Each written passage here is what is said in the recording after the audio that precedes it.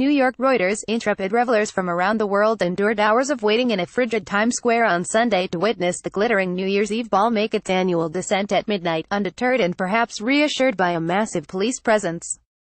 With New York City in the grip of a bitterly cold Arctic air mass, the experience was made particularly memorable this year for hundreds of thousands of people who braved the bone-chilling conditions to witness a century-old tradition. In the waning hours of 2017, the mercury had plunged to 10 Fahrenheit, with a real feel of 7°F, according to AccuWeather.com.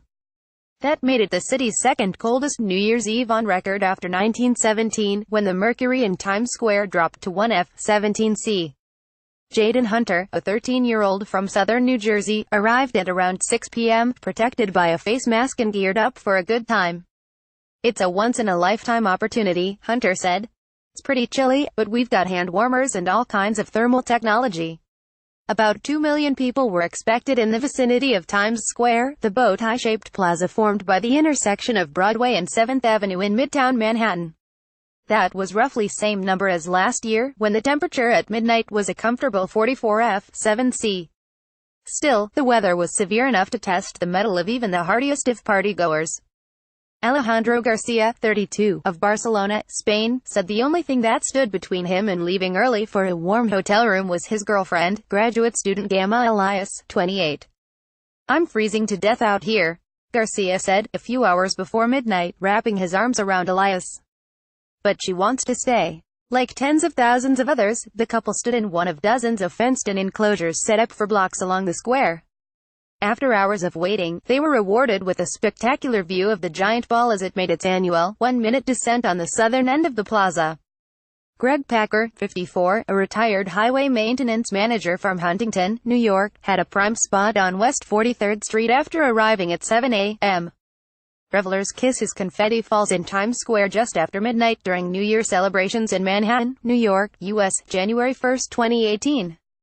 Reuters. Darren Ornitz, "It feels more like Antarctica than New York.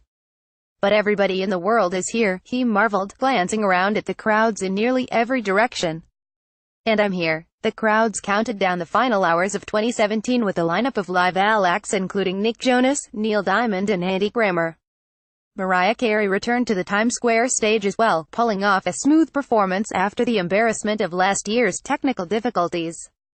Then came the long-awaited ball drop, a tradition that dates to 1907, 3 years after New Yorkers started gathering en masse in Times Square to usher in the new year. Show of force. Thousands of police were on hand, some heavily armed, others undercover. Show of force is part of a beefed-up security plan that follows a spate of attacks in the city and around the world that authorities have labeled as terrorist. The NYPD provided officers with specialized training to stop any suicide bombers in response to an attempted bombing in a Times Square subway station walkway on deck. 11 police deployed observation teams trained to spot snipers. There were also more explosive detecting dogs and more officers positioned throughout the area this year. People hoping to see acts and other entertainment up close in Times Square had to pass by heavily armed officers and dogs. They went through a magnetometer to check for weapons, had their bags inspected, then repeated all those steps a second time. Police cars, dump trucks filled with sand and cement blocks were used to close streets, starting Sunday morning.